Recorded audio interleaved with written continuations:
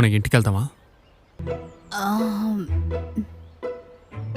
మనం మాల్కి వెళ్ళి టైం స్పెండ్ చేసి డిన్నర్ హోటల్లోనే తినేసి కొంచెం లేట్గా వెళదామా? వాళ్ళు ఇంకొంచెం సేపు అక్కడే స్పెండ్ చేస్తారుగా. మనం ఇంటికి వెళ్ళిన తర్వాతే వాళ్ళు అక్కడి నుంచి బయలుదేరతారండి.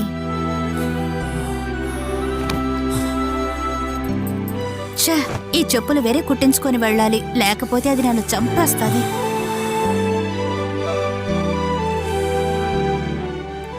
ఏమైందండి? Nothing but love you వేనియా.